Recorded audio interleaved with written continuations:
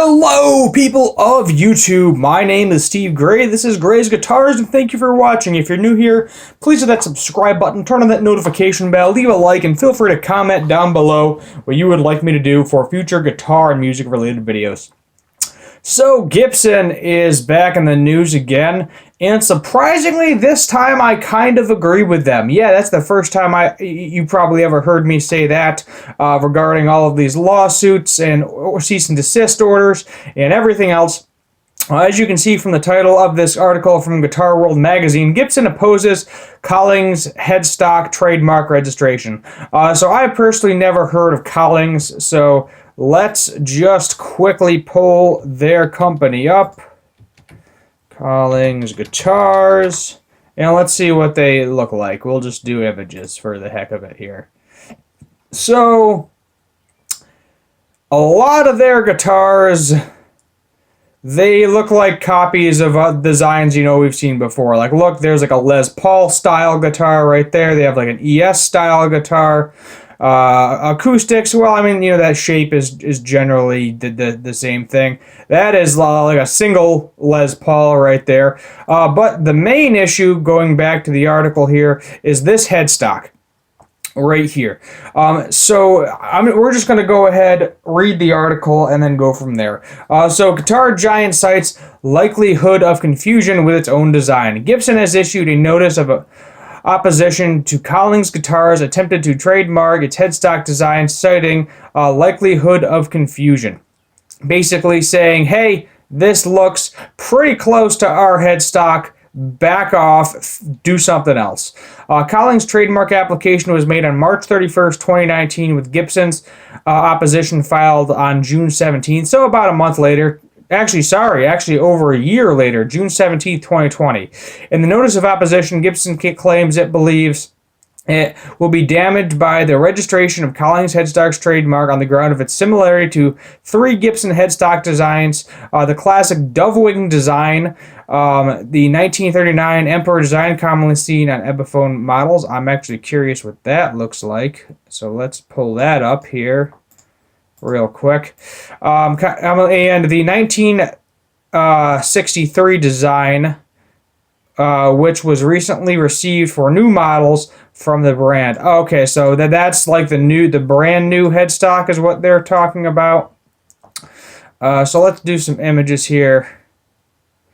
Let's click on that. So if you look right here, you can kind of see that's the headstock they're comparing it to. Let's see here, images.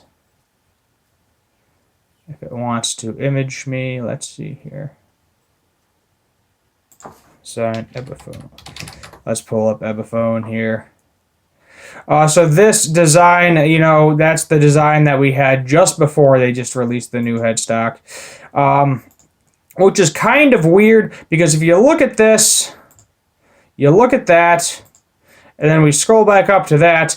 Yeah, kinda the angles, but what I don't understand is, I remembered it because I saw in one of my local guitar stores a long time ago, this design right here. So this, if you just look at it here, and then we go back to this, yeah, it looks like the same exact thing, but the notch is just on the other side. Now this to me doesn't look like a Gibson headstock by any means, it kind of looks like on their take of the Gibson headstock, but it's kind of similar, it's got the whole open book thing going on, but definitely 100% very similar copy of this headstock right here. And even if I click on this, it's very similar to like this or this, with obviously the little notch in the side. So I don't see why they're using this headstock design or this headstock design, because it's not, in my opinion, it's not that similar to that. It's similar to this older design, and I don't even know what model this is on. Let me see if we can figure out what model that's on. That was on, okay, so like 1931 to 1956. So actually probably more 30s, like pre-war Epiphones. Looks like that's what that design was on. But I don't get it. I don't really see the similarities of it. minus that really old design. So, I mean, I think they got something going for them there, but at the same time, it's different enough where I think this probably is just going to get thrown out. I mean, the notches on the opposite side, the angles are not exactly the same. You know, this is smaller than this, where we see a lot of the bottom angles, you know, wider or smaller than the top. The top is actually wider, especially on the Gibson headstock. So I don't know if they got a case or not. As I said, it looks very similar on those pre-war Ebiphones, but the newer ones, you know, even look, they have a comparison here. Gibson notes that it has been using its own design at least as early as 1922, and they are distinctive to both the consuming public and the guitar trade as a whole. As a result of its widespread continuous and exclusive use, the Notice Continuous Gibson owns valid and subsidizing federal statutory and common law rights to these marks.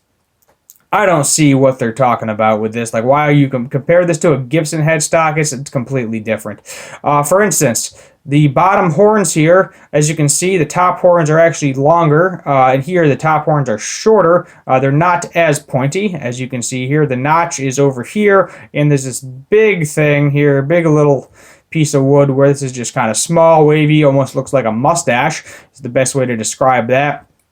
And then the points down here. This looks like it's a little bit higher than this side. To me, it doesn't look like it's even. This is even. You know, it's about the same size, but not exactly the same thing. The Notice First ground for opposition claims the Collings headstock so resembles Gibson's design as to be likely cause confusion, or to cause mistake, or to deceive with respect to the source of origin of Collings guitars. So, I mean, guitar manufacturers import models have been doing this for a long time. Basically, they're saying, hey, you know, we don't want your guitar to basically steal our look, our style, whatever. They even have the two holes there. You know, a lot of the Ebiphones will have 3 screws in the truss rod. This only has the 2. You see a lot of guitars. Either some have 1, some have 3, but Gibson is always, you know, always has the 2. So the Notice First ground for opposition claims. I read that already. Secondly, it claims that should the trademark be granted, it would likely be to impair the distinctiveness and cause dilution by blah blah blah. Yeah, Guitar World has reached out to Gibson for comment, blah blah blah. I don't care. Gibson's probably not going to comment on this to Guitar World. They're just going to do their thing. If they win, they don't get any money because this, as I said, this isn't suing. This isn't a lawsuit. This is just saying, hey, you can't trademark that, and you probably need to change it. I'm guessing if they win it where they can't trademark that design, 9 out of 10, Collings is going to have to change it. Now, I personally have never even heard of Collings until this article. Don't even know how the guitars play. Don't know where they're made. Let's see if we can get a brief history here. Skilled Luthers. It was founded in 1973. That is definitely interesting. It's based out of Texas. I don't know where the guitars were made, but probably overseas like everybody else at this point in time. I don't really see them as being American guitars. Say are Collings worth it? That's funny. But basically, the issue is, like, I don't see an issue. Like, what? This is not the same. I see an issue with this headstock design right here. So they could definitely, you know, throw something under there. But at the same time, because Gibson didn't technically own Epiphone at the time that this headstock was created, I don't know if that's something they own right now or not. So I'm not exactly sure how all of the copyright stuff plays out. But definitely looks similar. So I am not mad at Gibson at all for doing this. I don't know if I want to exactly say it's a right move for Gibson. I don't think they should bother with this at point in time. If somebody wants a Gibson, they're going to buy a Gibson, and nothing is going to be good enough for them besides that Gibson. You know, I know some of the Gibson fanboys out there are probably, you know, you want a Gibson, you want a Gibson. There's nothing like a Gibson. That's what they keep saying. Play authentic. all of that. But I think they have a legitimate case here, and I am definitely pro Gibson for this particular case. So we'll definitely have to wait and see how this plays out. It's going to be a while, you know. Legal matters take forever, but it is what it is, and we'll just see what happens. My name is Steve Gray. This is Gray's Guitars. Thank you for watching, and as always, have a good one.